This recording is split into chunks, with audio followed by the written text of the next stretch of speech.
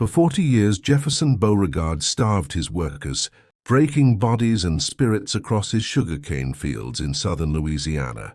Hunger was constant, fear was constant, and on Beauregard Plantation, survival was measured not in years, but in the length of time a man or woman could endure the master's cruelty without breaking. Thomas, barely 18, had grown up knowing the sting of lashes, the gnaw of empty stomachs, and the whispered despair in the cabins. His father had died under Jefferson's lash years before, a punishment for defying the master's orders, and his mother had learned to speak only in whispers, to warn Thomas to keep his head low and his words lower. Yet inside him anger burned quiet, relentless and patient, a fire he had learned to feed in secret. The plantation sprawled over the wetlands near Baton Rouge, cane fields stretching endlessly, swamps encroaching on their edges, and the air thick with humidity, insects, and the smell of wet earth. But the environment itself was nothing compared to the oppression that weighed on every soul. Jefferson's power was absolute, a gilded carriage to town, society acclaimed for discipline and management, and inside the walls of his mansion, a man who delighted in making others suffer. Each day began before sunrise. Thomas and the others rose from straw-strewn floors in overcrowded cabins, muscles stiff, bodies weak from lack of food, and went to labor under the overseer's watchful eyes. Water had to be carried through swampy paths, sugarcane cut and bundled, fences repaired, animals fed. Every misstep or sign of fatigue was punished. Some days rations were withheld entirely, a calculated measure to remind them of their place.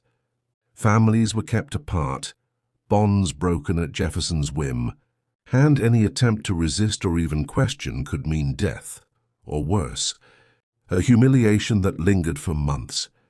Jefferson patrolled the quarters daily, cane tapping sharply against the floor, eyes scanning for any hint of disobedience. "Do you call this work?" he barked one morning at a man who had collapsed while hauling a load of cane. "You call this effort?"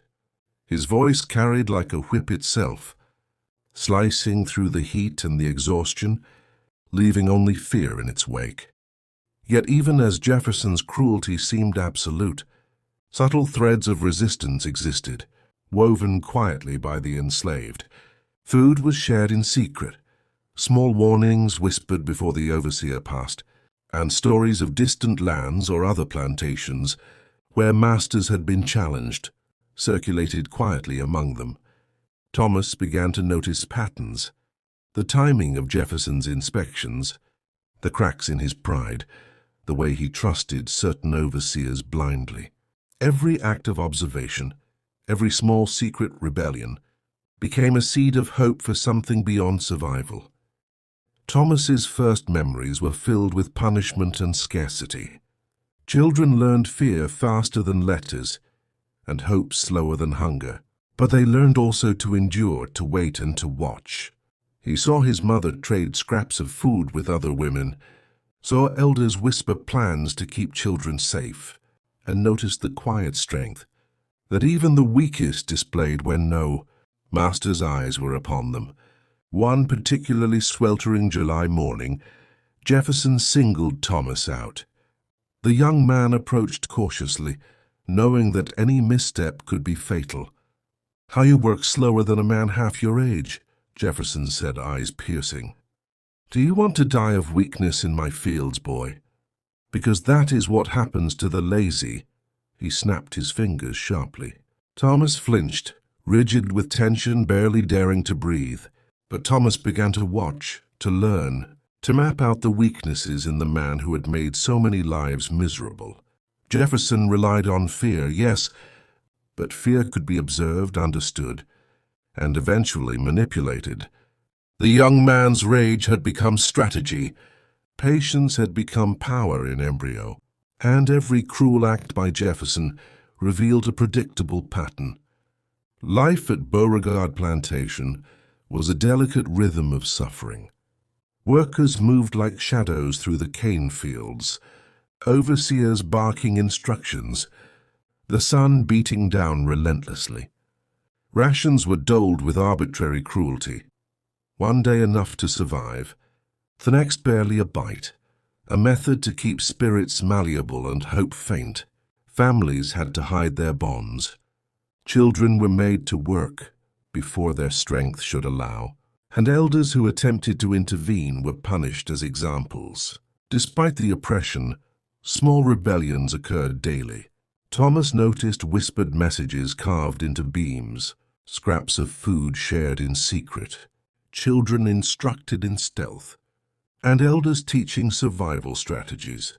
Every minor act of defiance, though dangerous, was a thread in the larger fabric of endurance and resistance. In town, Jefferson flaunted his power. He traveled in a gilded carriage to Baton Rouge, attending social gatherings, displaying his wealth, and cultivating a reputation as a disciplined patriarch.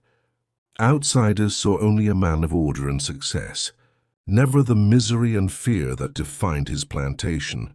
Inside, his shadow loomed over every cabin, every field, every meal. His cruelty was a language spoken in lacerated flesh and gnawing hunger, understood without words. Thomas began to study Jefferson, not just as a tyrant, but as a man with weaknesses. The master's overconfidence, reliance on predictable fear, and blind trust in certain overseers became his roadmap.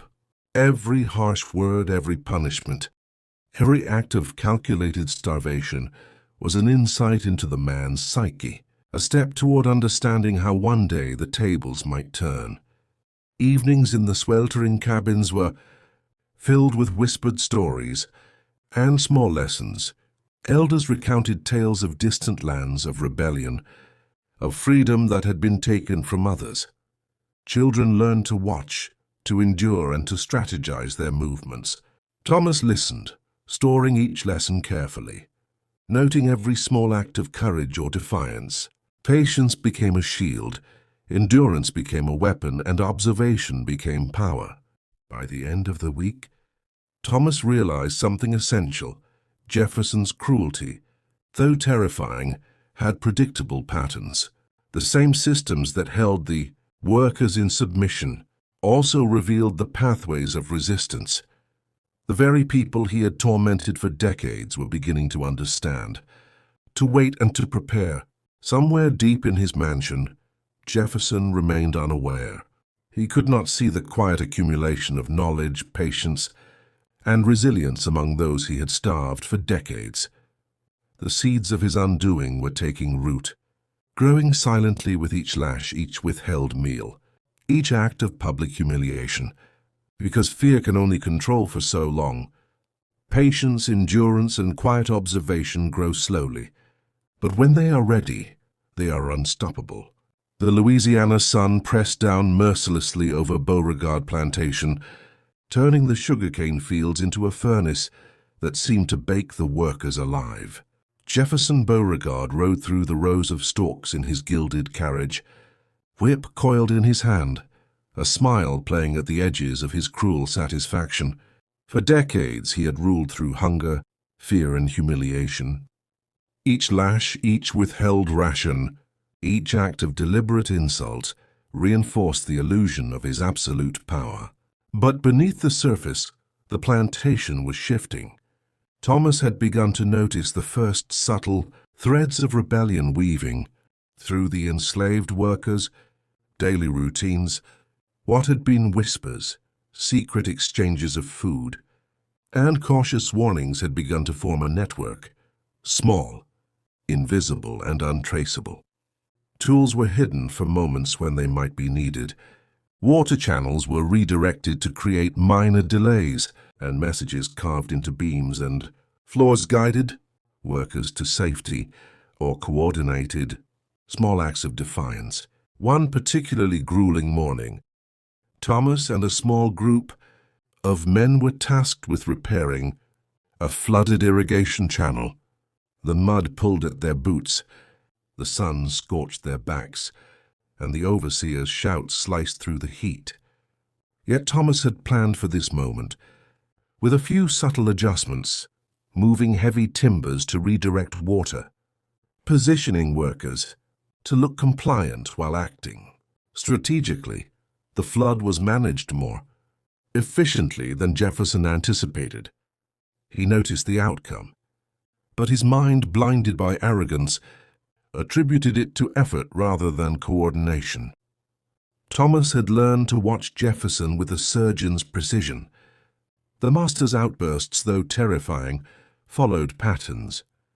He relied on certain overseers blindly, responded predictably to challenges, and exhibited subtle weaknesses beneath his commanding exterior. Every lash, every threat, every act of cruelty offered insight.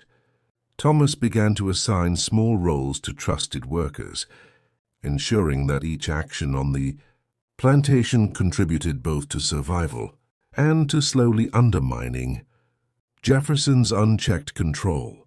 Even the children were being trained in quiet resistance.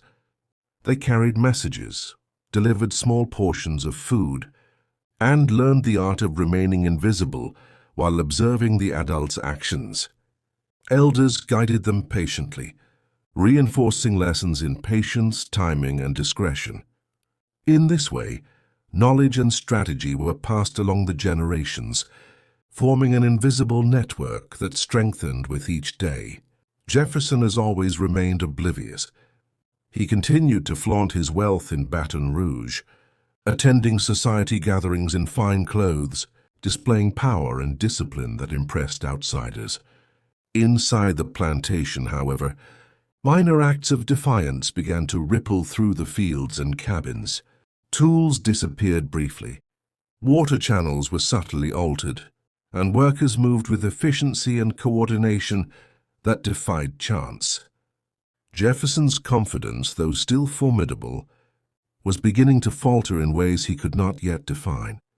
One afternoon, a shipment of sugarcane was scheduled to leave for the port, but the workers had subtly delayed the process. The water channels that Thomas had manipulated slowed the transport, and tools were temporarily misplaced in ways that seemed accidental. Jefferson arrived in a fury, demanding explanations, his gilded boots crunching over the damp earth. Overseers stammered, but Thomas and his group stood silently, their faces calm, betraying nothing. Jefferson's frustration was apparent, subtle but undeniable, and the other workers felt it in their bones. The master's infallibility had a crack, however small. Evenings at Beauregard Plantation had begun to transform. Where once the cabins had been filled only with whispered despair, now there was discussion, strategy, and cautious optimism. Elders recounted tales of uprisings and subtle rebellions, instructing the young on how patience and timing could be as powerful as strength. Thomas became the link between the generations, combining the elders' wisdom with the courage and energy of youth. Every conversation, every plan, and every small success strengthened the invisible web that Jefferson could not see. Small acts of sabotage became more deliberate. Water channels were rerouted, tools hidden at critical moments, and minor inefficiencies introduced in ways that appeared accidental but cumulatively frustrated Jefferson's control. Every success was a lesson for the workers. Patience and coordination could achieve what brute strength and fear could not. Children played a crucial role in these subtle operations. They delivered messages, hid rations, and learned to anticipate the overseer's movements. Each day, the plantation's youngest members absorbed lessons in strategy, observation, and endurance, preparing the next generation to carry forward the subtle resistance that had begun to take root. By the end of this period, Jefferson's paranoia had grown, though he could not yet understand its source. He noticed small delays, subtle disruptions, and minor acts of defiance, each incident gnawing at his confidence. He lashed out more often, struck harder and shouted louder. Yet these efforts were increasingly ineffective. The workers had learned to survive, to observe, and to act together in ways he could not predict. Thomas had evolved from a survivor into a strategist. He was quietly mapping the plantation, observing patterns, and coordinating actions with precision. The network of resistance, though still fragile, had grown into something formidable. Every day, Jefferson's power was challenged, incrementally, invisibly, and inexorably. The plantation, once a place defined solely by submission, had become a chessboard. Every move, every action, every glance carried meaning. Jefferson's arrogance prevented him from seeing the game unfolding beneath his feet, and every day the enslaved workers grew stronger, more confident and more coordinated, because resistance, unlike fear, cannot be destroyed. It grows quietly, patiently, and invisibly, until the moment comes when it cannot be ignored. The Louisiana heat was unrelenting, a suffocating presence that pressed down on Beauregard Plantation, as if even the sun conspired with Jefferson Beauregard to crush the lives of those under his control. 40 years of cruelty had turned the estate into a place where survival demanded not just strength but cunning, patience, and an intimate understanding of the master's patterns. Jefferson strode through the sugarcane fields in his gilded carriage, whip coiled and ready, his eyes scanning for the smallest hint of defiance. Every lash he struck, every ration he withheld, and every humiliation he inflicted had been calibrated to break the body and the spirit. Yet beneath this surface of absolute control, subtle currents of resistance were beginning to flow. Thomas had been observing, learning, and connecting the first small acts into a fragile, invisible network.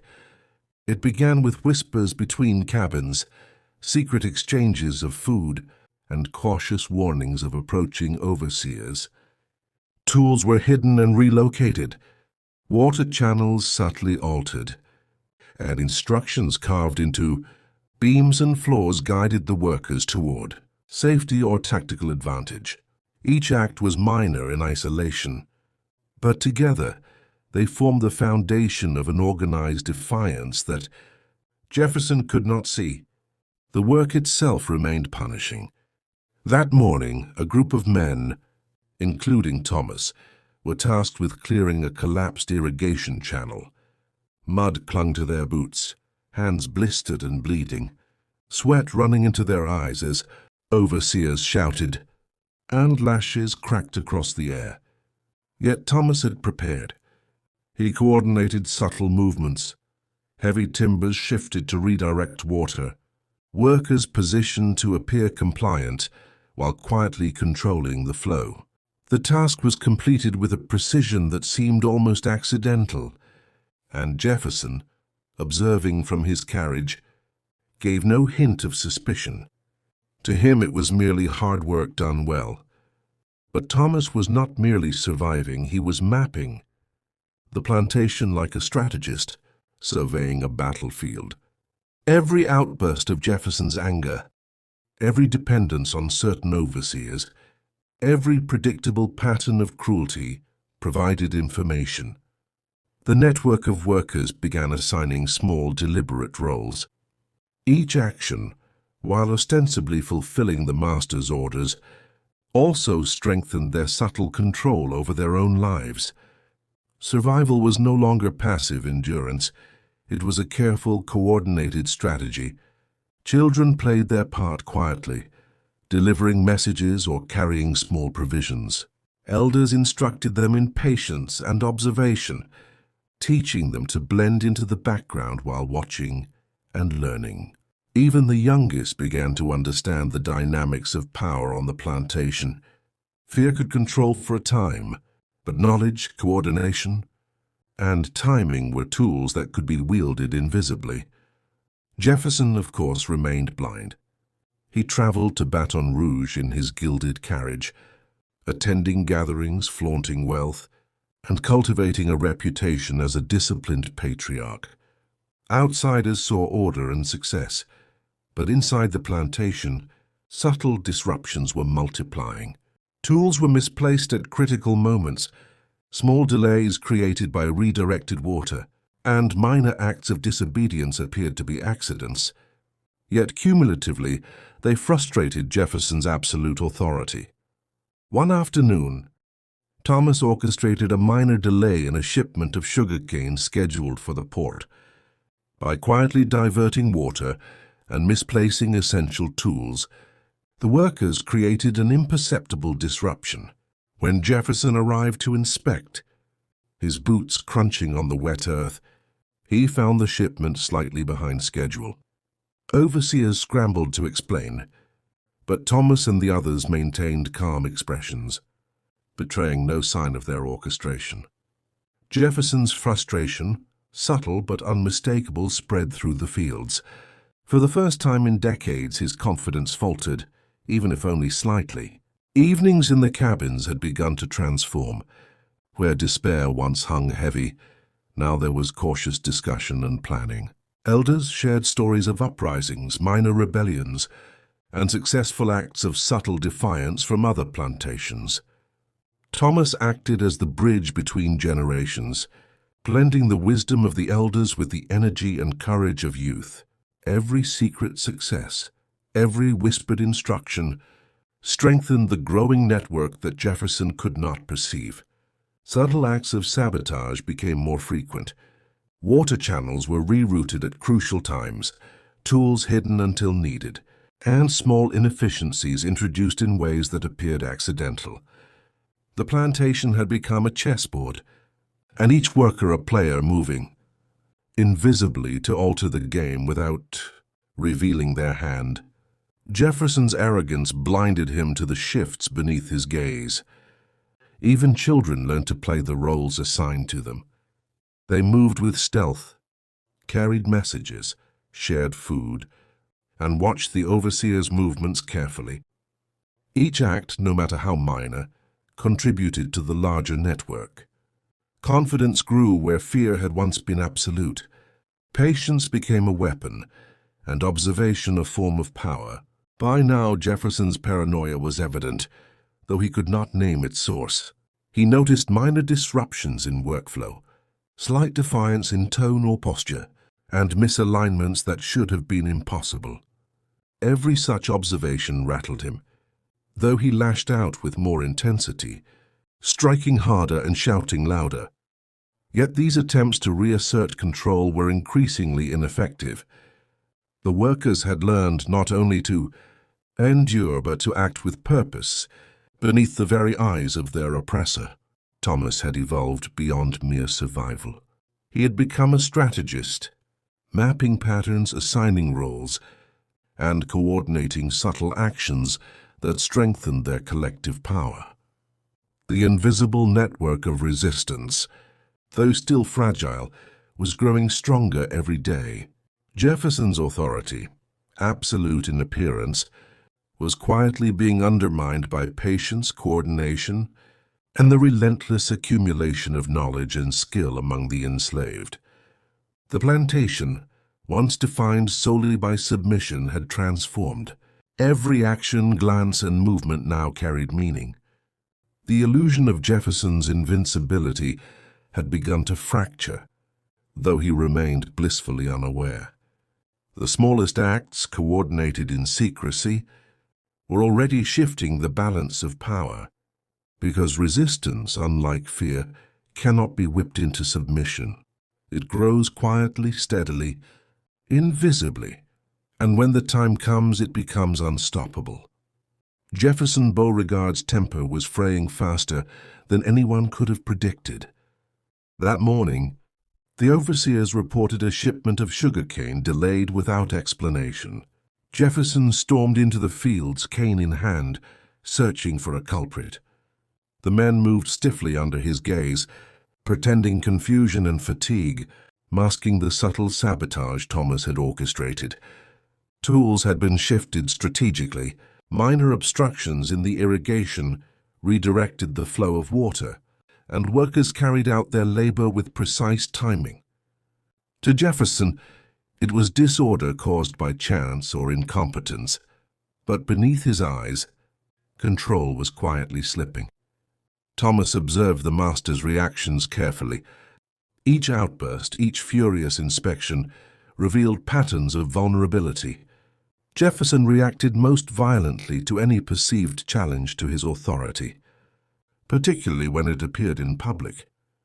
He relied on fear as his primary tool, assuming that intimidation alone would ensure compliance. But the workers had learned patience and strategy, and small acts of defiance now occurred in unison, coordinated invisibly across the plantation. In one cabin, a group of elders met with Thomas, whispering instructions and recounting lessons learned from decades of oppression. They spoke of subtle diversions, timing, and observation, reinforcing what Thomas had already begun teaching the younger workers. Children carried small messages, delivered food, and observed the overseer's movements with astonishing precision. Even these minor acts built confidence and cohesion, gradually strengthening the invisible network that Jefferson could not detect. The first deliberate, coordinated sabotage took form during the midday work. Thomas had orchestrated a controlled redirection of a water channel that supplied the fields. Overseers struggled to manage the unexpected flow, shouting orders, whipping at men whose movements now seemed hesitant and uncertain. Jefferson arrived to inspect, his eyes narrowing, frustration flickering across his face. "Explain this," he demanded, voice booming across the field. The men looked helpless, shrugging and blaming the mud, the terrain, and the unexpected collapse of the channel. Jefferson's fury rose, yet he could not pinpoint the cause. He assumed disorder was random, natural. He could not see the strategy. The subtle successes emboldened the workers. Thomas quietly mapped every oversight, every predictable reaction, and every moment of hesitation from Jefferson and his overseers. Small disruptions, hidden tools, delayed shipments, or minor obstructions were no longer isolated acts. They were becoming a system of leverage, cumulative and invisible. Each worker knew their role, whether lifting timbers, guiding water, or delivering instructions, and each action was designed to strengthen collective agency. Even the children, once only observers, now participated actively. They moved through the plantation, carrying messages or food, sometimes distracting overseers without revealing their true purpose. Their actions were subtle, almost imperceptible, but they reinforced the broader strategy of resistance. The elders provided guidance, ensuring that lessons in patience, observation, and discretion were passed on effectively. Inside the mansion, Jefferson's paranoia deepened. Minor misalignments in workflow, subtle delays, and unexplained discrepancies gnawed at him. He lashed out more often, striking harder, shouting louder, yet each attempt to reassert dominance met with invisible resistance. The more he tried to impose control, the more the workers' quiet coordination undermined him. His reliance on fear had created blind spots, and Thomas had begun exploiting them systematically. That evening, Thomas gathered a small group by the fire, whispering plans for future coordination. Each minor act of defiance had to be precise, timed, and deliberate. Food distribution was carefully managed, messages delivered discreetly, and tasks completed under the overseer's noses. Every success reinforced morale. Every misstep provided lessons for refinement. The plantation had become a complex network, moving in synchrony like a hidden machine beneath Jefferson's eyes. The cumulative effect of these coordinated acts began to show. Overseers, once confident in their authority, hesitated. Small mistakes multiplied. Minor delays spread across the fields, and Jefferson's outbursts became more frequent and erratic. The illusion of absolute control began to falter. revealing the first real cracks in a master who had believed himself unassailable. Thomas's leadership had become indispensable. He orchestrated movements, coordinated actions, and ensured that every act, no matter how minor, contributed to the larger goal. Children and elders worked in tandem, reinforcing the invisible network that grew stronger with each day. Subtle sabotage and strategic coordination had transformed the plantation into a place where power was quietly shifting. Though Jefferson could not yet perceive the change, by the end of this escalation, the plantation's atmosphere had transformed.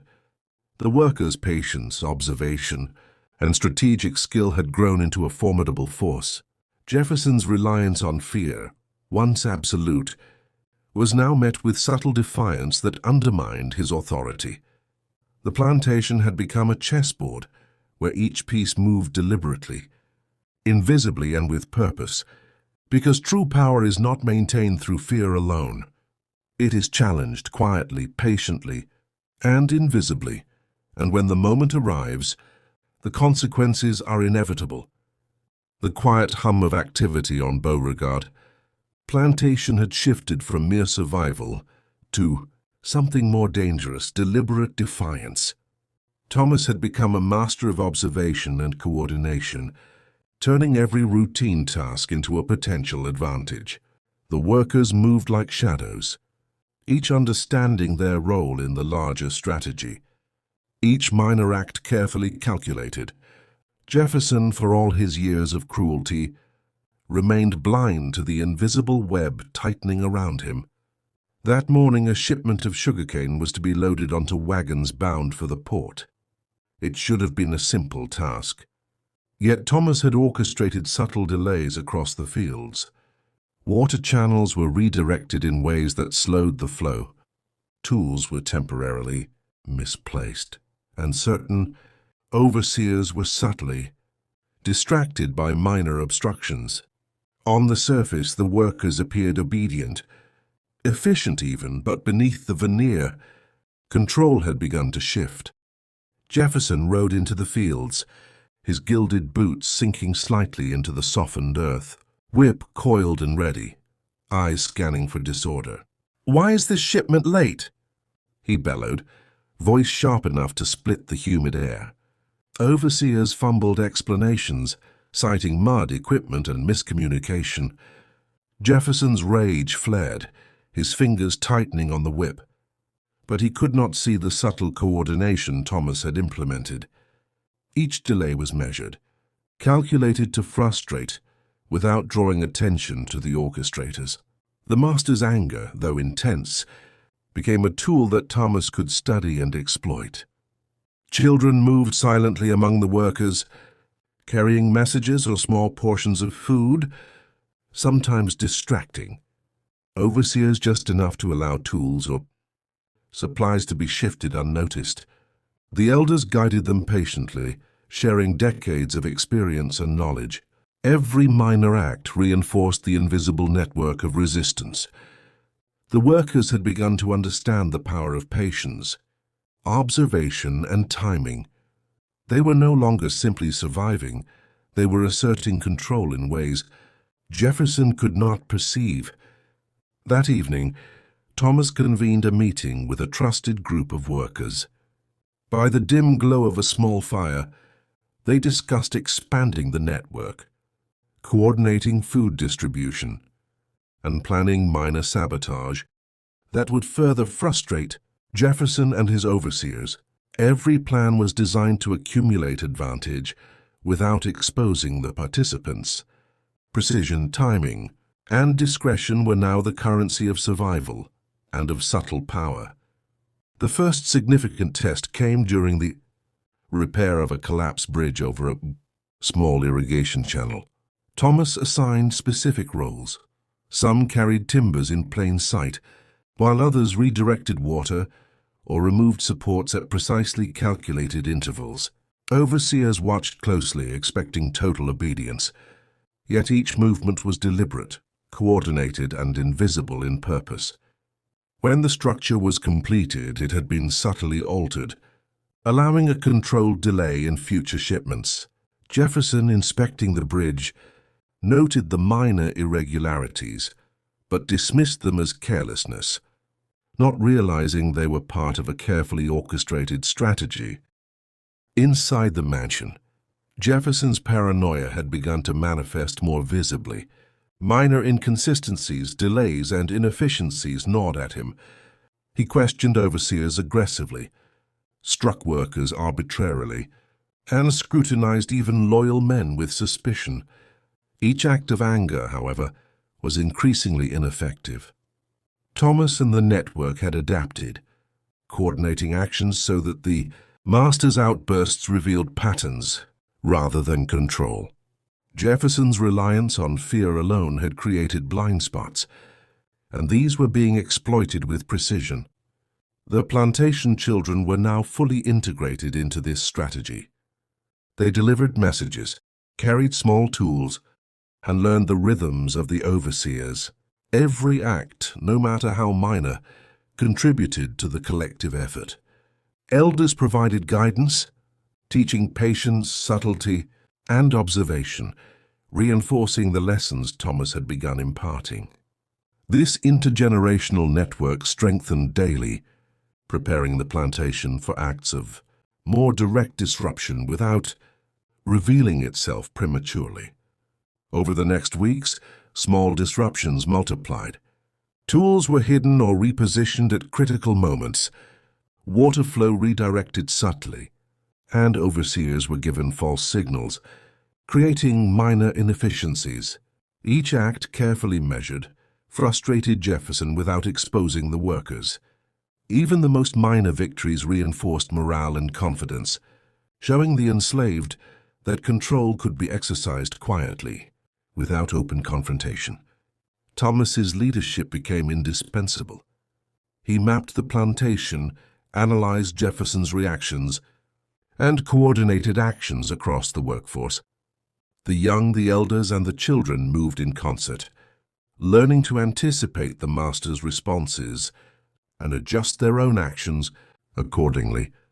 The plantation was now a living organism, every movement a part of a coordinated strategy that Jefferson could not see.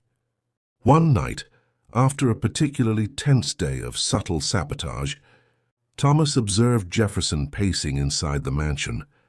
The master's hands trembled slightly as he reviewed reports, his brow furrowed. Minor delays, misalignments, and subtle defiance had accumulated into a visible strain on his patience.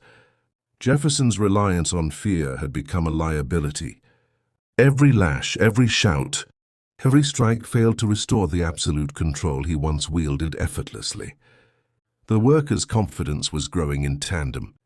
Small victories, coordinated in secrecy, reinforced their sense of agency.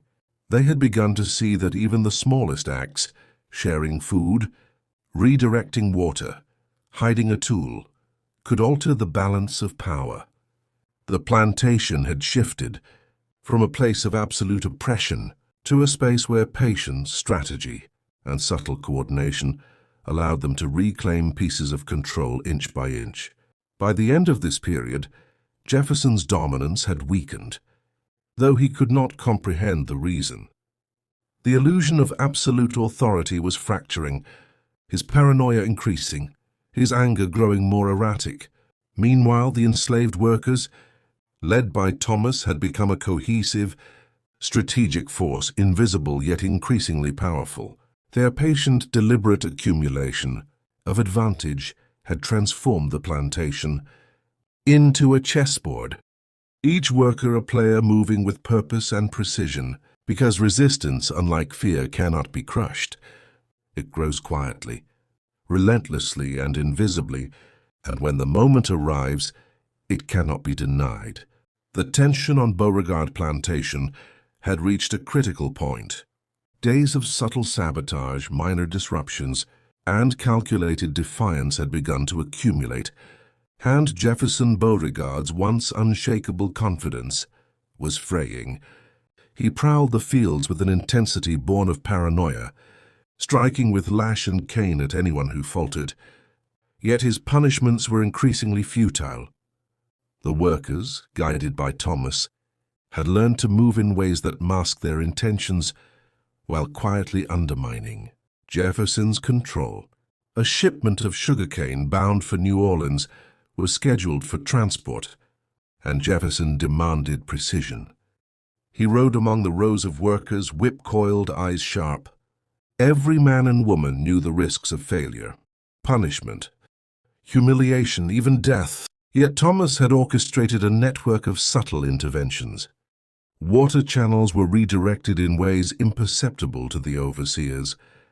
Critical tools were strategically misplaced, and workers moved in choreographed patterns to ensure that Jefferson's fury could be anticipated and managed. The first major confrontation occurred when a wagon transporting the sugarcane became stuck in mud that had been subtly softened and rerouted. Overseers shouted and struck, attempting to force the wagon free, but the laborers moved with coordinated precision, subtly manipulating the wheels and guiding the mules. Jefferson arrived in a fury, his gilded boots squelching in the mud, whip cracking, face red with anger. "Why is this shipment delayed?" he roared, eyes scanning for a culprit. Thomas stepped forward, feigning confusion and exhaustion. "Sir, the earth has given way beneath the wheels." "We did our best, but the rains and soil have made it impossible," he said calmly, concealing the strategy behind his words. Jefferson's rage was palpable, yet he could not see the orchestrated delays that had created the situation. The invisible resistance had succeeded without revealing itself, and the workers felt a surge of confidence. For the first time, Jefferson faced a problem that was not simply the result of incompetence or chance. It was a challenge to his authority he could not control. That evening, Thomas convened the elders and a trusted group of young workers near the cabins. They discussed ways to exploit Jefferson's predictable patterns further, to accumulate advantages without risking open confrontation. The lessons were meticulous: distribute food quietly to maintain morale, observe the master's movements for opportunities, and coordinate small acts of disruption that would compound over time. Every instruction was a step toward the larger goal, shifting the balance of power.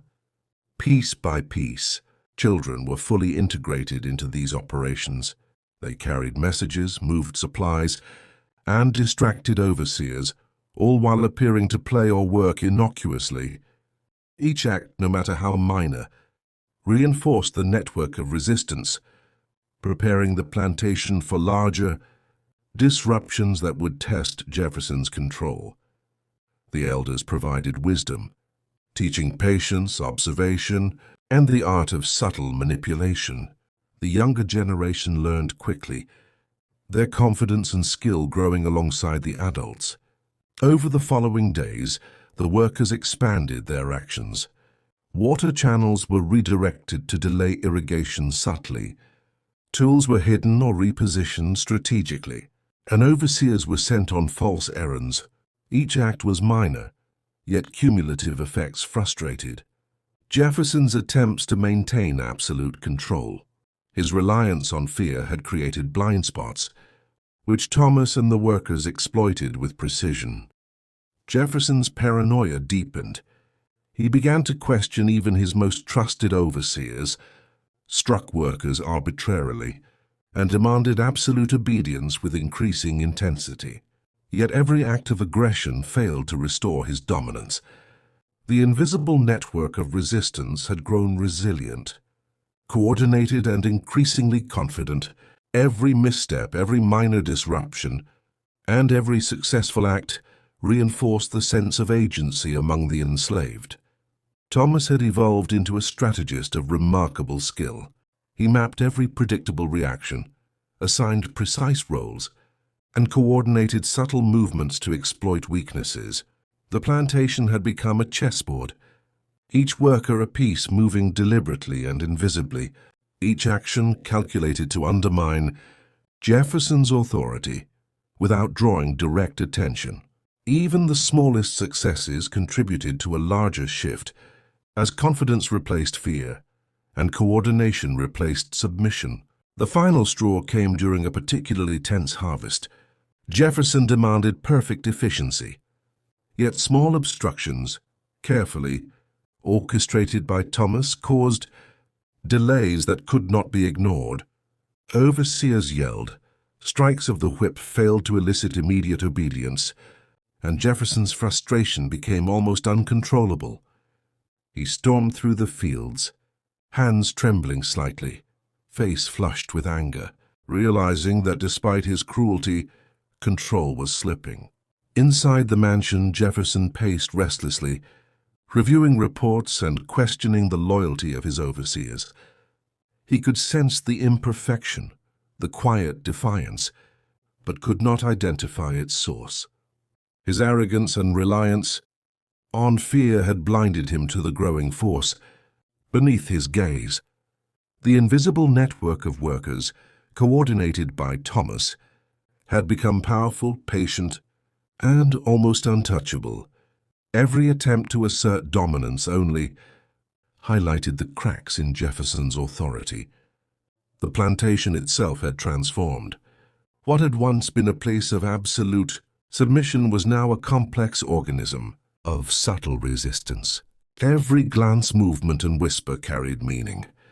Children, elders, and adults worked in concert, guided by strategy, timing, and careful observation. The accumulation of minor acts of defiance had shifted the balance of power, though Jefferson remained unaware. By the end of this escalation, Jefferson Beauregard's control over Beauregard Plantation had weakened. The illusion of absolute authority was fractured, his paranoia had deepened, and his attempts to dominate were increasingly ineffective. Meanwhile, the workers, led by Thomas, had grown in confidence, skill, and coordination, preparing for moments that would test the limits of their patience and endurance.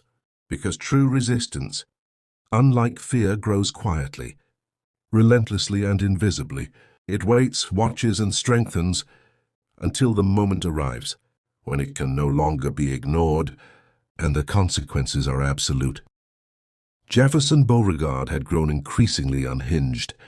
Weeks of subtle sabotage, minor delays, and invisible defiance had eroded the absolute control he had wielded over Beauregard Plantation for decades. Every lash, every shouted order, and every threat now carried less weight. The illusion of fear that had kept the workers in line was dissolving, replaced by a quiet, growing confidence that Thomas and the elders had cultivated carefully over months. That morning, Jefferson demanded the completion of the sugarcane harvest with ruthless efficiency. Overseers were sent to enforce the pace, their whips cracking across the fields. Yet the workers moved in perfect coordination, executing the subtle strategies that Thomas had orchestrated. Water channels were subtly redirected, tools strategically misplaced, and minor obstacles created delays that appeared accidental. Jefferson rode among them, eyes blazing, whip in hand, sensing frustration but unable to identify its source. A critical moment arrived when a shipment of cane wagons was meant to depart for New Orleans. The wagons, subtly sabotaged by Thomas and his network, became stuck in softened earth, while mules were guided with quiet precision to delay progress further. Overseers shouted, struck, and cursed, but every attempt to impose obedience failed. Jefferson, seeing the apparent incompetence, was consumed by rage. His hands shook as he swung his cane, his face red and contorted with fury. Yet the workers, moving with calm efficiency beneath his gaze, were untouchable. Every act of aggression, every lash, only highlighted his diminishing control. Thomas observed quietly from a distance, noting the patterns of Jefferson's behavior. The master's rage followed predictable paths. It escalated most quickly when delays became visible to others, when minor errors challenged his authority publicly, and when he could not immediately assign blame. Every reaction had been catalogued, every weakness exploited. Children delivered messages and guided tools. Elders observed and instructed, and adults moved with calculated precision. The plantation had become a living, coordinated force, invisible yet unstoppable. As the day wore on, Jefferson's paranoia intensified. He began questioning even the overseers he had trusted for decades, striking workers at random and demanding explanations that could not be provided. Every attempt to restore control failed. The invisible network Thomas had created was too strong, too patient, and too well coordinated. Jefferson's reliance on fear had become his greatest vulnerability, and it was being exploited systematically. That evening, Thomas and the trusted group gathered in the cabins to discuss the final steps of their long campaign. The plantation, once defined by submission and fear, had become a place where patience, observation, and subtle coordination could shape outcomes.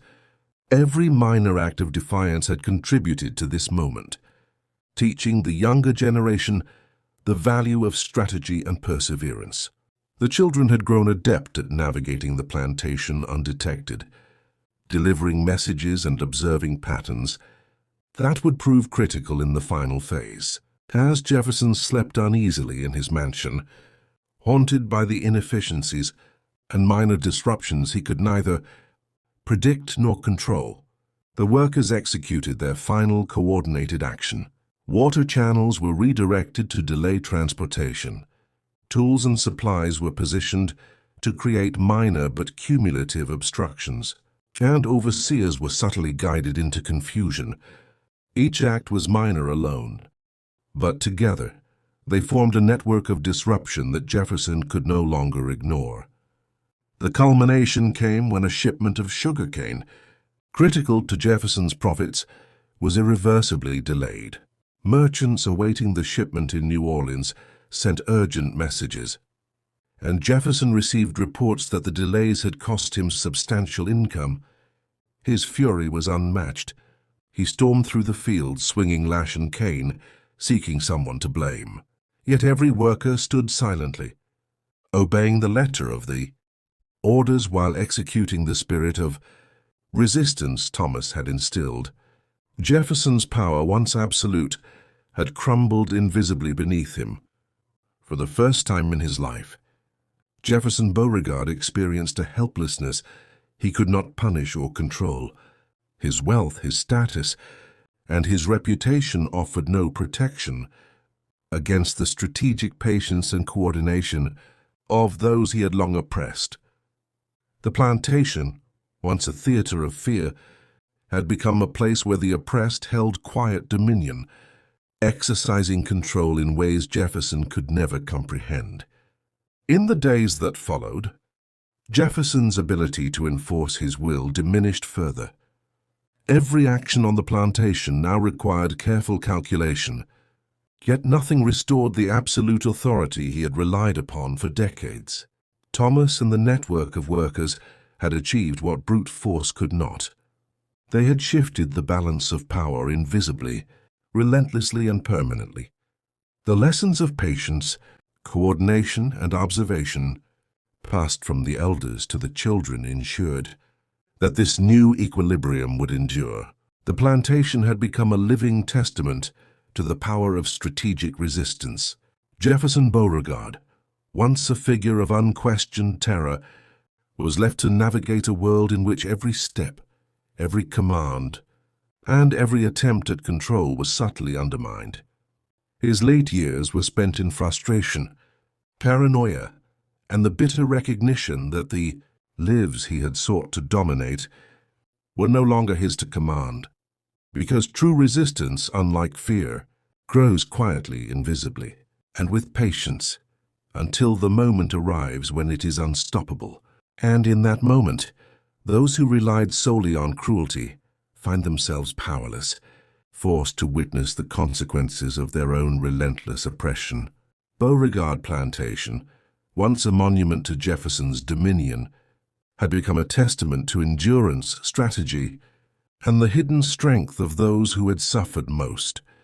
Every whispered instruction, every coordinated act, every minor sabotage had accumulated into a transformation that no lash, threat, or wealth could undo. In the end, Beauregard lived long enough to see the quiet power he had dismissed take hold, and that realization, bitter, unavoidable, and total, was the punishment he had spent a lifetime evading.